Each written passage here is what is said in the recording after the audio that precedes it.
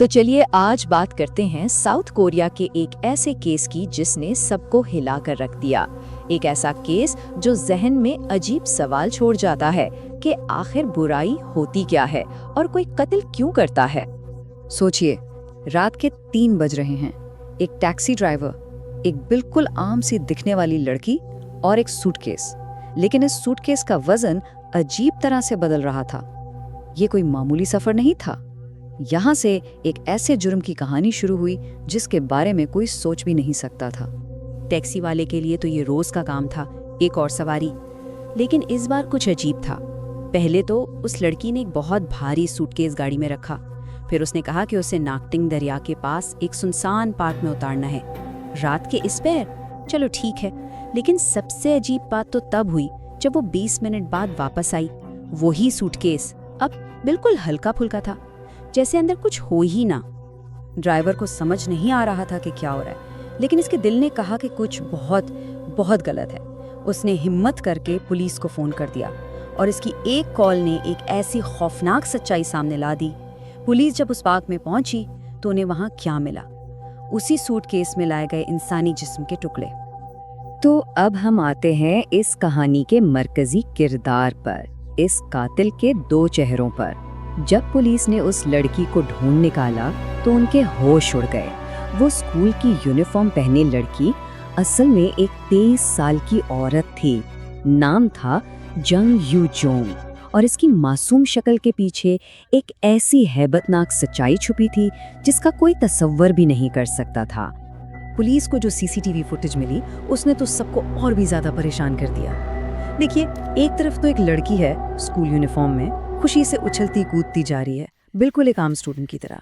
और दूसरी तरफ है वहशियाना हकीकत कि वो अपने साथ एक सूटकेस में एक लाश के टुकड़े घसीट रही है। यही वो 2 चेहरे हैं, मासूमियत और वहशत, जिसने इस केस को इतना खौफनाक बना दिया। ये सब अचानक नहीं हुआ था, ये एक सोची समझी ठंडी साजिश थी। जंग यू जोंग ने इसके लिए पूरी प्लानिंग की थी। उसने एक ट्यूटरिंग ऐप पर एक मासूम इंग्लिश ट्यूटर हिना को अपना शिकार बनाया। पहले उसने एक परेशान माँ बनकर हिना से बात की, उसकी हमदर्दी हासिल की, और जब हिना मान गई तो वो एक पुरानी स्कूल यूनिफॉर्म पहनकर एक मासूम स्टूडेंट के भेस में उसके घर जा पहुंची। और जैसे ही हिना ने दरवाजा खोला, इसके घर में दाखिल होते ही कुछ ही मिनट के अंदर यूजोंग ने उस पर हमला कर दिया। ये हमला बहुत ही वहशियाना था। उसने हिना की गर्दन पर 20 से ज्यादा बार चाकू से वार किए। पुलिस के मुताबिक जिस्म के जिस हिस्से को उसने निशाना बनाया, इससे साफ जाहिर था कि उसने कत्ल करने के तरीकों पर बाकायदा रिसर्च की हुई थी। तो अब सवाल ये उठता है कि आखिर कोई ऐसा क्यों करेगा? इस क्यों का जवाब उसकी जिंदगी में छुपा था। एक ऐसी जिंदगी जो लोगों से बिल्कुल कटी हुई, एक इनविजिबल यानी ना दिखने वाली जिंदगी थी। उसके क्लास के साथी उसे शर्मीली नहीं बल्कि इनविजिबल कहते थे, जैसे वो क्लास में होती ही नहीं थी। ना कभी किसी से बात करती, ना मुस्कुराती। स्कूल के बाद उसके कोई दोस्त नहीं थे और वो कभी घर से बाहर नहीं निकलती थी। और ग्रेजुएशन के बाद तो वो 5 साल के लिए बिल्कुल ही गायब हो गई, एक कमरे में बंद। सोचने वाली बात है, उसके फोन में एक भी कांटेक्ट, एक भी कॉल या मैसेज नहीं था, बिल्कुल खाली। इस तरह की शदीद तन्हाई को जापान में एक ख़ास नाम दिया गया है, हिकिकोमोरी।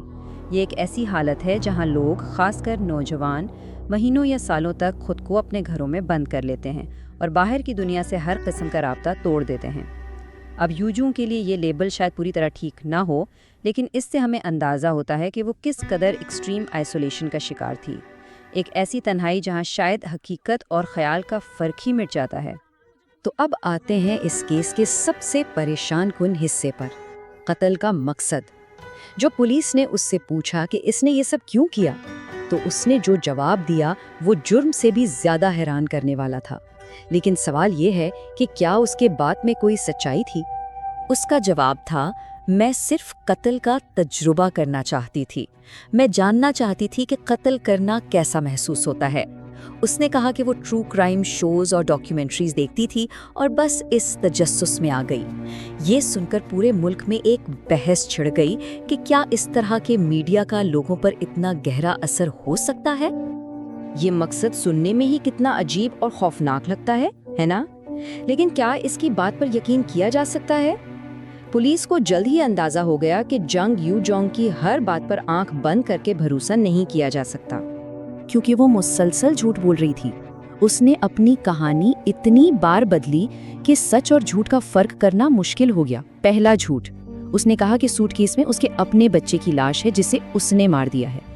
दूसरा झूठ, फिर कहने लगी कि कत्ल किसी और ने किया, उसे तो सिर्फ लाश ठिकाने लगाने के पैसे मिले थे। तीसरा झूठ, फिर एक नई कहानी सुनाई कि उसकी और हिना की लड़ाई हो गई थी और कत्ल गुस्से में हो गया। हर बार एक नई कहानी, एक नया झूठ। जब इसकी जहनी हालत का जायजा लिया गया तो एक और हैरानकुन बात सामने आई। एक टेस्ट होता है जिसे साइकोपैथी टेस्ट कहते हैं। इस टेस्ट में एक आम इंसान का स्कोर 5 के आसपास होता है। 25 से ऊपर का स्कोर साइकोपैथ की निशानी माना जाता है, यानी एक ऐसा शख्स जिसमें हमदर्दी और पछतावा बिल्कुल ना हो। जंग यूजोंग का स्कोर क्या था? 28। ये स्कोर कुछ मशहूर सीरियल किलर से भी ज्यादा था। इस स्कोर को देखने के बाद माहिरीन का यही मानना है कि उसने जो ट्रू क्राइम और तजस्सुस वाली कहानी सुनाई थी वो भी शायद एक और सोचा समझा झूठ था। एक कहानी जो उसने सिर्फ पुलिस और मीडिया को गुमराह करने के लिए घड़ी थी। और अगर ये सच है तो इसका मतलब है कि हम आज तक नहीं जानते कि उसने हिना को आखिर क्यों मारा। असल वजह आज भी एक राज है। एक कत्ल सिर्फ एक इंसान की जान नहीं लेता, उसके असरात दूर तक जाते हैं। इस केस ने भी पूरे समाज पर एक गहरा और परेशान कुन असर छोड़ा है।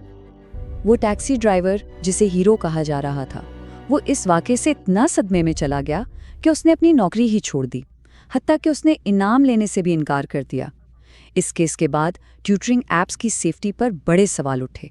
और सबसे खौफनाक बात, पुलिस का मानना है कि अगर वो पकड़ी ना जाती तो वो यकीनन और कत्ल करती।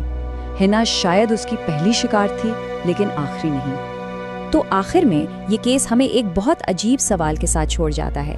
क्या ट्रू क्राइम जैसे शोज के जुनून ने एक कातिल को जन्म दिया, या फिर कातिल तो वो पहले से ही थी और इन कहानियों ने उसे सिर्फ कत्ल करने का एक स्क्रिप्ट या एक बहाना दे दिया? ये एक ऐसा सवाल है जिसका जवाब शायद हमें कभी नहीं मिलेगा, और यही इस कहानी की सबसे खौफनाक बात है।